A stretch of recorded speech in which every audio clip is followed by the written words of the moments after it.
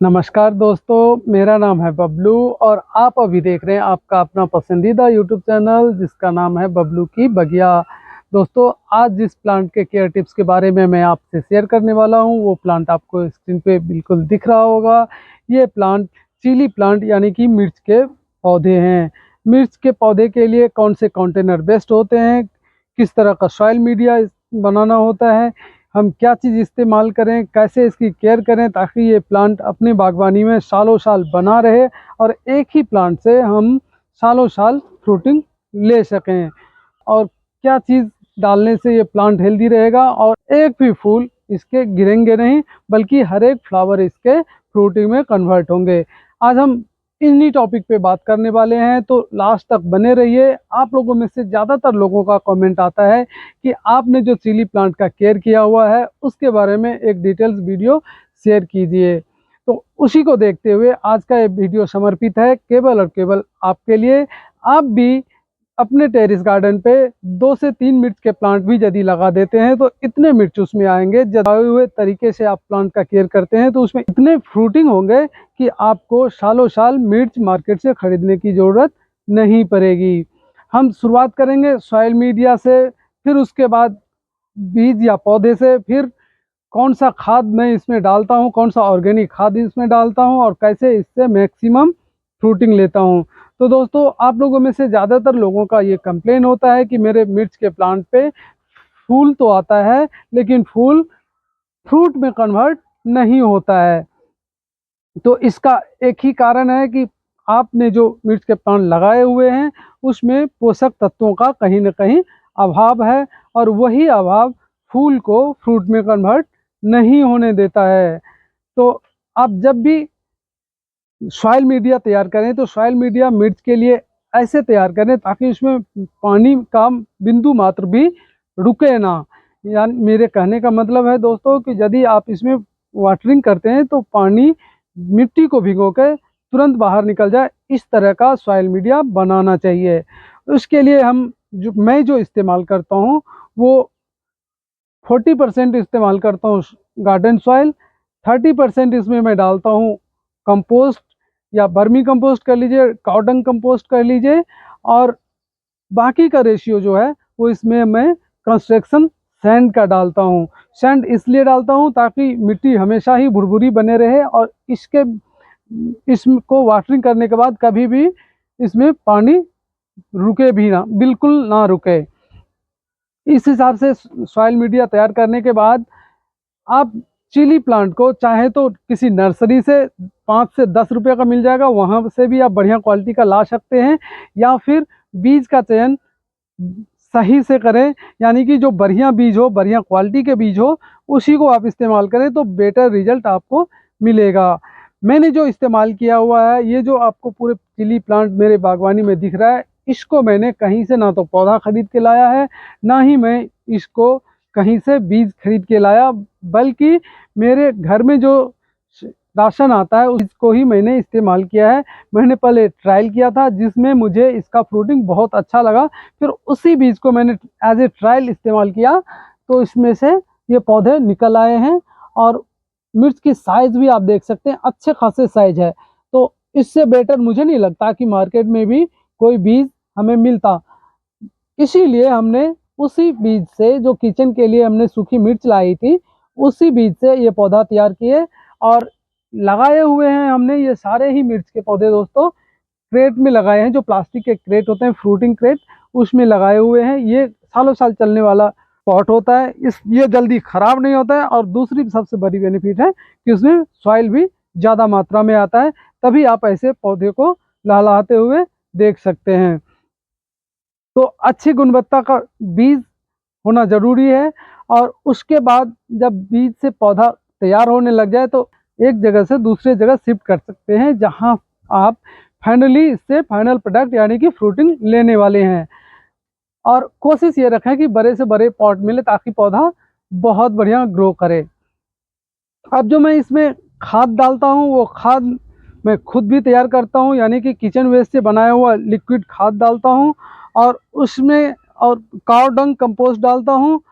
मैं इसमें rock phosphorus भी डालता हूँ थोड़ा, और जो खल होता है वो भी डालता हूँ। मैं सभी अभी एज ए एग्जांपल आपको दिखाने वाला हूँ क्या क्या मैं इसमें डालता हूँ जो इतना बढ़िया इसमें फ्रूटिंग होती है। हर एक प्लांट आपको मिर्च से लगभग दिख रहा होगा, हालांकि ऊपर से जब आप इसको देख रहे होंगे तो मुझे नहीं लगता इसमें मिर्च आपको दिख रहा होगा, लेकिन मिर्च को ये सारे पौधे ने इस कदर छुपाया हुआ है। आप देख सकते हैं ये सारा मिर्च अपने पत्तों के आगोश में है। अब इसका लोकेशन यदि मैं बताऊं तो लोकेशन इसका बिल्कुल ऐसे जगह पे रखें जहां पे पूरे दिन की धूप इसको लगे। यानी कि ये पौधा ऐसा है जो यदि आपने छांव में इसको रख दिए तो फ्रूटिंग बिल्कुल भी नहीं करेगा, और फ्रूटिंग तो क्या फ्लावरिंग भी कम ही करेगा। पौधा केवल ग्रोथ करता रहेगा लेकिन रिजल्ट आपको बेटर नहीं मिलेगा। इसलिए इस पौधे को, मिर्च के प्लांट को आप ऐसे लोकेशन में शिफ्ट करें ताकि दिन भर का धूप इसमें लगा रहे। फ्रूटिंग इसमें हैवी होती है, मिर्च के दाने इसमें बहुत आते हैं, मिर्च इसमें बहुत आते हैं, इसलिए इसको बीच बीच में खाद की ज़रूरत पड़ती है। तो खाद के तौर पे जब भी इसकी ज़रूरत पड़े, पौधा अपने आप जैसे ग्रोथ करना कम कर देता है तो आप समझ लीजिए पौधे को खाद की ज़रूरत है, यानी कि खुराक की ज़रूरत फिर से एक बार है। उस केस में आप जो भी खाद इस्तेमाल करते हैं, चाहे तो आप वर्मी कंपोस्ट डाल सकते हैं, कॉटन डाल सकते हैं, या जो भी खाद आप रासायनिक खाद यदि डालते हैं तो वो भी डाल सकते हैं। जो भी खाद डालते हैं वो मुट्ठी भर जरूर इसमें इस्तेमाल कीजिए, तो बढ़िया फ्रूटिंग होता रहेगा, इसकी फ्रूटिंग रुकेगा नहीं। इसमें एक तरह का रोग भी लगता है, मरोड़िया रोग जनरली इसको बोलते हैं। मरोड़े पौधे ऊपर की तरफ मुड़ने से लग जाती है, सिकुड़ने से लग जाती है। जब इस तरह का लक्षण दिखे तो आप समझ लीजिए पौधे में खाद्य पदार्थ की कमी है और इसमें बीमारी लग चुकी है। आप चाहें तो मरोड़िया रोग से बचने के लिए जिस पत्ते में मरोड़िया रोग के लक्षण आपको दिखे उसको आप तोड़ के पौधे से अलग कर सकते हैं। अलग कर देने से वो फैलेगा नहीं और जहां था वहीं से खत्म हो जाएगा। इस कदर की फ्रूटिंग है और ये सारे क्रेट में है। ये जो पौधे आप देख रहे हैं ये बिल्कुल नया पौधा बिल्कुल भी नहीं है। इस पौधे से मैंने ये दूसरे साल है जब फ्रूटिंग ले रहा हूँ। जब भी इसमें ऑफ सीजन होता है यानी कि फ्रूटिंग ख़त्म होता है तो मैं इसमें हार्ड प्रूनिंग कर देता हूँ, और हार्ड प्रूनिंग करने की वजह से नए नए इसमें ब्रांच निकल आते हैं और उसी नए ब्रांच में फिर ढेर सारे मिर्च भी आते हैं।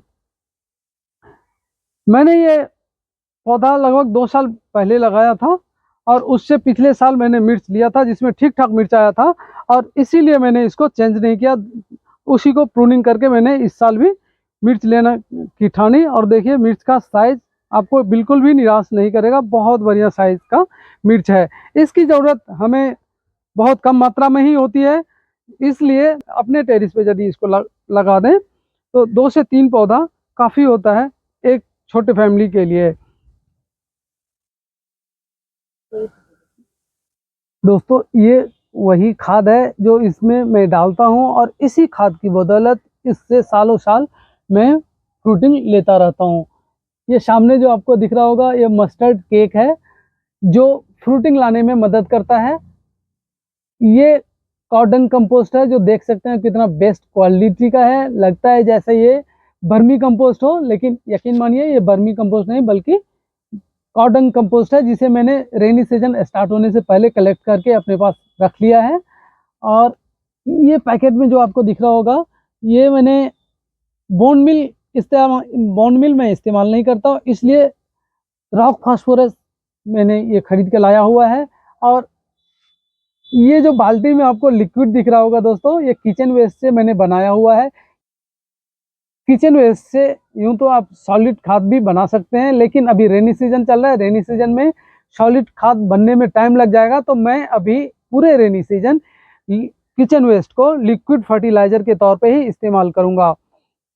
और इन्हीं से मेरे सारे पौधे, चाहे फ्लावरिंग प्लांट हो या फ्रूटिंग प्लांट हो या किचन गार्डनिंग हो, सारे पौधे इन्हीं की बदौलत लहलहाते रहते हैं। और मेरे बागबानी में जब भी मैं खाद का इस्तेमाल करता हूं तो इन्हीं सब चीज़ों का करता हूं। जब फ्रूटिंग की बारी आती है तो उसमें मैं थोड़े से मस्टर्ड केक ऐड कर देता हूं। मस्टर्ड केक चाहे तो आप पानी में भिगो के रख दें, 2 दिन बाद जब ये गल जाता है तो उसी में पानी की मात्रा और बढ़ा के आप अपने पौधे पे इस्तेमाल कर सकते हैं।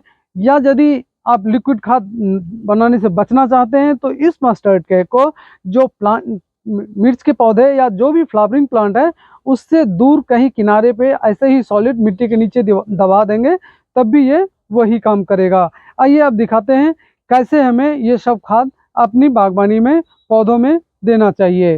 दोस्तों, जैसे कि मैंने आपको शुरुआत में ही बताया था कि अभी रेनी सीजन चल रहा है और रेनी सीजन में ज़्यादा पानी नहीं देना चाहिए। यूँ तो मिर्च के पौधे को पानी बिल्कुल ही कम ज़रूरत होती है, खास करके तब जब इसमें फ्रूटिंग स्टार्ट हो या फ्लावरिंग टाइम स्टार्ट हो, तो उस टाइम में इसको पानी और भी कम कर देना चाहिए ताकि पौधे थोड़ा सा स्ट्रेस में जाए और फ्रूटिंग या फ्लावरिंग पे ज़्यादा फोकस करे।